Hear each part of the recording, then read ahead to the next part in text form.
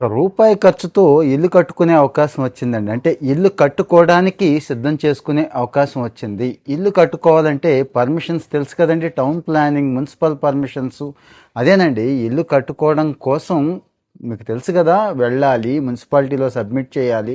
వాళ్ళు ఆన్‌లైన్ అంటారు, అదంటారు, ఇదంటారు. ఇవన్నీ సబ్మిట్ చేయాలి. సబ్మిట్ చేశాక ఫీజు కట్టాలి. అప్పుడిస్తారు. తీరా పని ఇయన్నీ తీసుకొని కట్టుకున్నాక మళ్ళీ ఆక్యుపెన్సీ సర్టిఫికేట్ అంటారు. సో అసలు ప్లాన్ అప్రూవల్ అక్కర్లేదు, ఆక్యుపెన్సీ అసలే అక్కర్లేదు. 50 గజాల లోపున్న వాళ్ళందరికీ అవకాశం ఇచ్చేద్దాం అని చెప్పి గవర్నమెంట్ డిసైడ్ అయిపోయింది. ఆంధ్రప్రదేశ్ గవర్నమెంట్ ఈ దశగా ఏర్పాట్లు అయితే చేసేస్తుంది. రేపో మాపో రెడీ అయిపోతాయండి. ఏం లేదండి, 50 గజాల లోపు మీకు స్థలం ఉండి ఆ మున్సిపల్ లిమిట్స్లో ఎక్కడున్నా, మున్సిపల్ అంటే మన రాష్ట్రంలో 123 మున్సిపాలిటీలు ఉన్నాయండి. అంటే పెద్ద పెద్ద వైజాగ్, విజయవాడ, తిరుపతి లాంటి కార్పొరేషన్ల దగ్గర నుంచి ఒక మాదిరి నగర పంచాయతీల వరకు ఇది అప్లై అవుతుంది. గ్రామ పంచాయతీల్లో అడగొద్దు మళ్ళీ.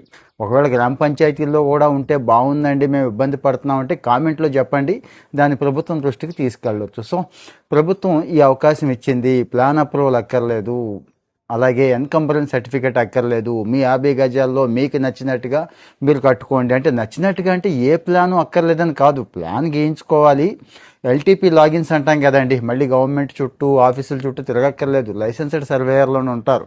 వాళ్ళ దగ్గరికి వెళితే వాళ్ళే అన్నీ తీసేసి అప్లోడ్ చేసేసి రూపాయి ఫీజు కూడా వాళ్ళే కట్టేస్తే మనం ఆ రూపాయి వాళ్ళకి ఇచ్చేసి వాళ్ళకి ఏదో కొద్దిగా ఫీజు ఉంటుంది, అది ఇచ్చేస్తే ఇక అన్నీ వచ్చేసినట్టేనండి. అన్నీ వచ్చేసినట్టే. అది సబ్మిట్ చేసిన ప్రకారం కట్టుకోవాలి, గుర్తుంచుకోండి. అంటే మనం ఒక అంతస్తుకి ఇచ్చి 3 అంతస్తులు కడతాను, ఇలా ఇచ్చి అలా కడతానంటే కుదరదు. అలాగే మీ స్థలంలో మాత్రమే కట్టుకోవాలి. పక్కోడి స్థలం ఆక్రమించుకుంటానంటే కుదరదు. అలాగే 50 గజాలు దాటి అంటే నాకు 60, 70, 100 గజాలు ఉంది, అందులో 50 కట్టుకుంటాను అన్నా కూడా కుదరదు.